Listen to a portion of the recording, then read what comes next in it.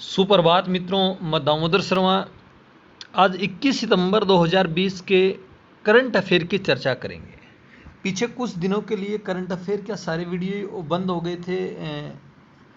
गांव चले गए तो गांव में मतलब बाजरे की कटाई वगैरह चल रही थी, तो इसलिए अब नए सिरे से 21 सितंबर से डेली को आपको करंट अफेयर मिलेंगे और ज्योग्राफी भी क्लास आज से शुरू कर देंगे, लाइव क्लास या रिकॉर्डेड क्लास शुरू कर देंगे। दोस्तों ध्यान देना, 21 सितंबर के लिए पहला क्वेश्चन है आपके लिए।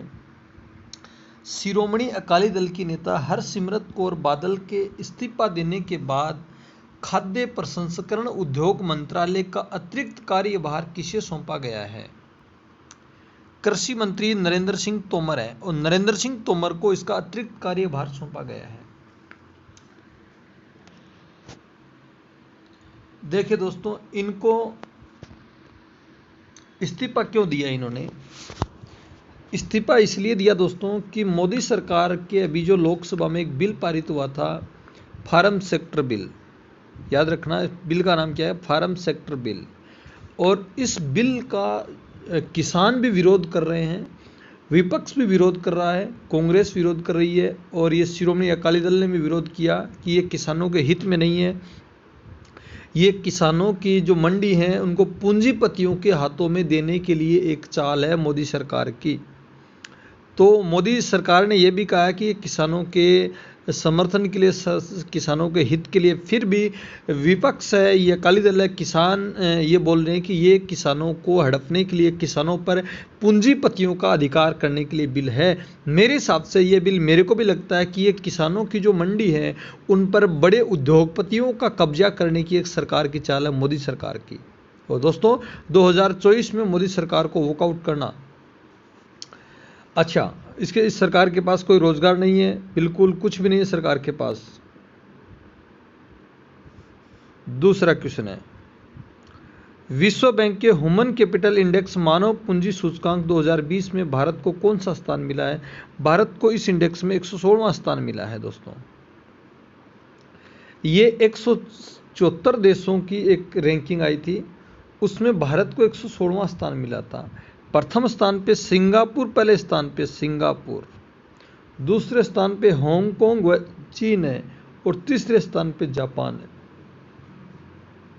अच्छा, विश्व बैंक के अध्यक्ष की बात करोगे, डेविड मालपास विश्व बैंक के अध्यक्ष हैं। विश्व बैंक का मुख्यालय वाशिंगटन डीसी में विश्व बैंक का मुख्यालय है। और ह्यूमन कैपिटल इंडेक्स जो मानव पूंजी सूचकांक है, मतलब मनुष्य के हित के अंदर जो कार्य किए जाते हैं, उसमें भारत को कौन सा स्थान मिला है? 116वां स्थान मिला है दोस्तों। 2019 में 115वां स्थान था और अब 116वां स्थान मिला है भारत को, याद रखना इंडेक्स। अगला क्वेश्चन, लोकसभा में 17 सितंबर को बैंकिंग विनियमन विधेयक 2020 पारित हुआ। इसके तहत किन बैंकों को आरबीआई के दायरे में लाया जाएगा? सहकारी बैंकों को लाया जाएगा दोस्तों। जब भी आप इनकी चर्चा करोगे सहकारी बैंकों की जो वित्त मंत्री निर्मला सीतारमण ने बैंकिंग विनियमन विधेयक सहकारी बैंकों को नियंत्रित लाने के लिए पारित किया। और सहकारी बैंक विनियमन जो विधेयक, आप थोड़ा इकोनॉमिक्स पढ़ोगे, 1965 है, उससे ही आरबीआई के पास से मतलब सहकारी बैंकों का नियंत्रण था। लेकिन वित्त मंत्री ने कहा कि ये जो अभी बदलाव हुए हैं सहकारी बैंकों को आरबीआई के अंडर में लाने के लिए, जो बदलाव हुए हैं उसमें जमाकर्ताओं का पैसा भी सुरक्षित हो जाएगा, साथ साथ में किसानों की, लोगों की जो पैसा की देखरेख सही होगी, रखवाली सही होगी और खूब सारे कार्य किए जाएंगे इसके अंतर्गत। मतलब ये विधेयक सहकारी बैंकों को आरबीआई में लाने के लिए ठीक अच्छा विधेयक है। अगला क्वेश्चन है, पेटीएम फर्स्ट गेम पीएफजी ने किस पूर्व क्रिकेटर को अपना एम्बेसडर नियुक्त किया है? सचिन तेंदुलकर को अपना एम्बेसडर नियुक्त किया पीएफजी, पेटीएम फर्स्ट गेम। ये पेटीएम की सहायक कंपनी है। पीएफजी ये क्या करती है? ये काल्पनिक खेल और अन्य जो ऑनलाइन गेम होते हैं उनके लिए ये शेयर बाजार पर काम करती है। तो इन्होंने पूर्व क्रिकेटर सचिन तेंदुलकर को अपना ब्रांड एम्बेसडर बना दिया है। पेटीएम की बात करोगे, पेटीएम की स्थापना 2010 में थी। याद रखना, पेटीएम की स्थापना 2010। पेटीएम का मुख्यालय कहाँ पर है? नोएडा में पेटीएम का मुख्यालय है। और पेटीएम के सीईओ कौन है? याद रखना, विजय शेखर शर्मा पेटीएम के सीईओ हैं। विजय शेखर शर्मा पेटीएम के सीईओ हैं।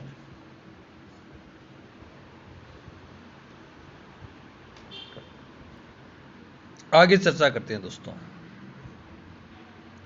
विश्व बांस दिवस मतलब बंबू डे कब मनाया जाता है? 18 सितंबर को विश्व बंबू डे मनाया जाता है दोस्तों। बांस की खेती को बढ़ावा देने के लिए, बांस के उपयोग करने के लिए, तो विश्व बांस दिवस 18 सितंबर को मनाया जाता है हर साल। याद रखना, एक संस्था है बांस के लिए, विश्व बांस संगठन, और इसका मुख्यालय बेल्जियम में है दोस्तों। इसका निर्देशक है सुजेन लुकासा। याद रखना, विश्व बंबू संगठन का जो निदेशक है वो सुजेन लुकासा है। सुजेन लुकासा इसका निदेशक है। इसका मुख्यालय बेल्जियम है और विश्व बंबू डे 18 सितंबर को मनाया जाता है।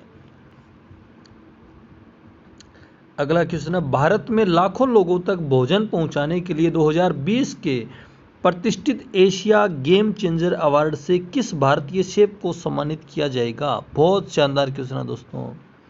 विकास खन्ना को सम्मानित किया जाएगा। दोस्तों, आपने जो पीटीटी की एग्जाम दी थी उसमें जो करंट आया था ना, करंट जीके क्वेश्चन पूछे गए थे,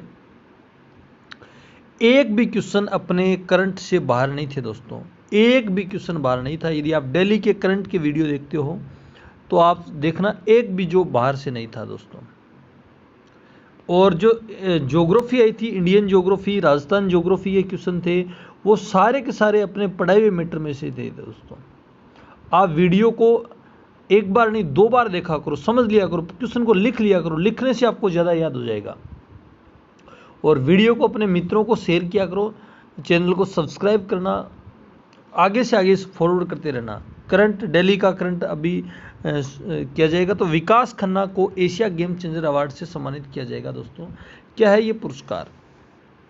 जब मार्च 23-22 मार्च को लॉकडाउन लगा था, उसके बाद करोड़ों लोग, लाखों लोग अपने घर से दूर थे। वो अपने घर जाना चाहते थे या कहीं ना कहीं वो फंसे हुए थे। उन लोगों तक कोविड-19 के दौरान विकास खन्ना ने क्या किया था? उसका एक अभियान चलाया था विकास खन्ना ने, फीड इंडिया।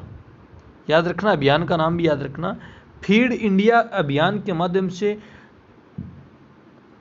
इन्होंने खाना खिलाने के लिए लाखों लोगों तक उनसे खाना पहुंचाया था विकास खन्ना ने। और ये अभियान कहाँ से चलाया था? विकास खन्ना ने अपने घर से चलाया था, न्यूयॉर्क के मैनहट्टन से चलाया था, अमेरिका से चलाया था। तो अब इनको एशिया गेम चेंजर अवार्ड से सम्मानित किया जाएगा।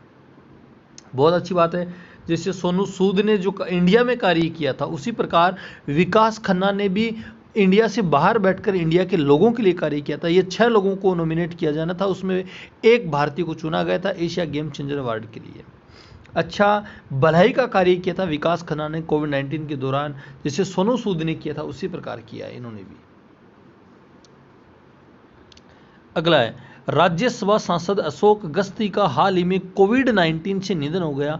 वे किस राज्य के रहने वाले थे? कर्नाटक के रहने वाले थे दोस्तों। राज्यसभा सांसद थे अशोक गस्ती, 55 साल के थे और ये पिछड़ा वर्ग आयोग के अध्यक्ष थे, बीजेपी से थे। और ये खूब सारे कर्नाटक में चर्चा है। कर्नाटक की बात करोगे तो इनका अभी कोविड-19 से निधन हो गया। पता नहीं निधन किससे हुआ, लेकिन दर्जा कोविड-19 का मिला है।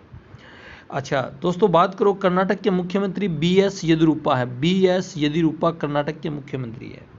कर्नाटक के राज्यपाल बज्जूभाई बाला, याद रखना बज्जूभाई बाला कर्नाटक के राज्यपाल हैं।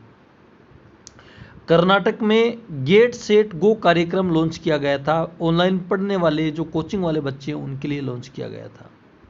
कर्नाटक की राजधानी बेंगलुरु है और बेंगलुरु को सिलिकॉन सिटी कहा जाता है, सिलिकॉन वैली कहा जाता है दोस्तों उसको।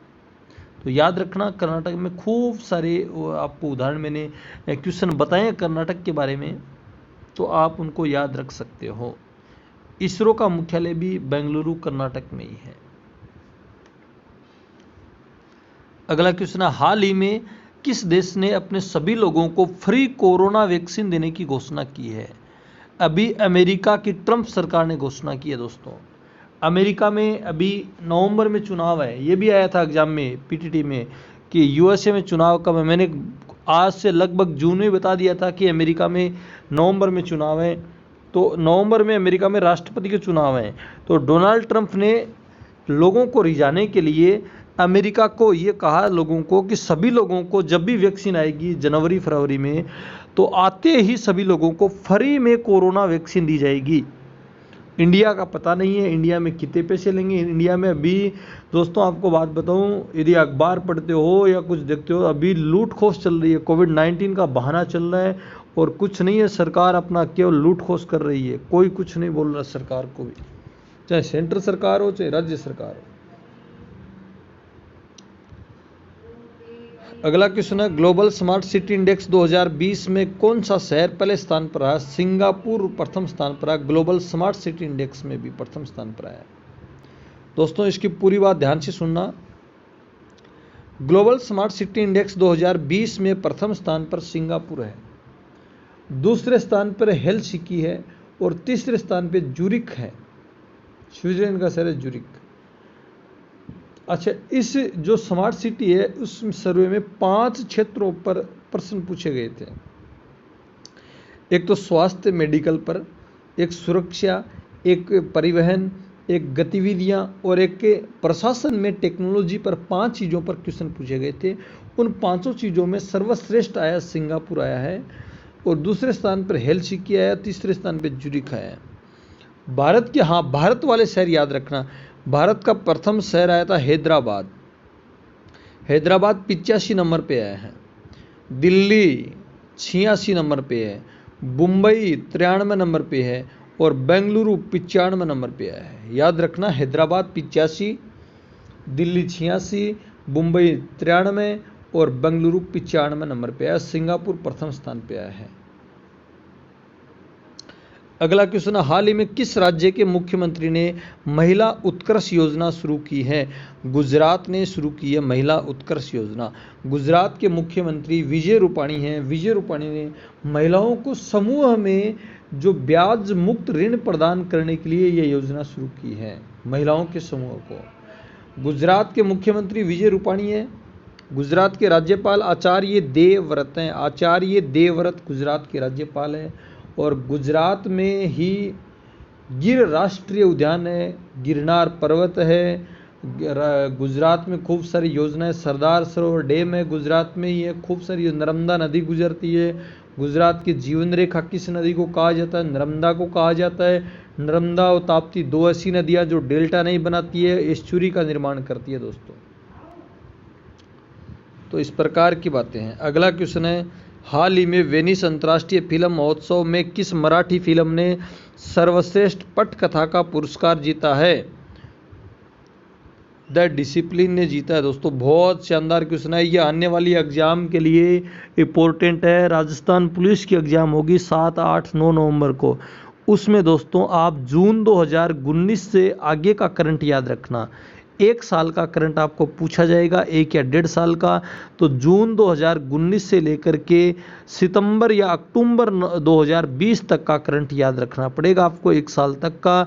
तो उसमें ये क्वेश्चन रिपोर्टेड बनेगा। 3 दिन एग्जाम लगेगी तो पता नहीं कौन सा क्वेश्चन किस प्रकार से आ जाएगा। दोस्तों अच्छी तैयारी रखना, उसके इस हिसाब से तैयारी रखना कि जो इजी क्वेश्चन आएंगे ना, इजी क्वेश्चन उसको तरीके से याद रखना। 3 दिन एग्जाम चलेगी। इजी क्वेश्चन शुरुआत में इजी क्वेश्चन आ जाएंगे, लेकिन जिसकी एग्जाम लास्ट में होगी ना, 9 तक होगी ना, उसके एग्जाम में प्रश्न है वो हार्ड मिलेंगे आपको।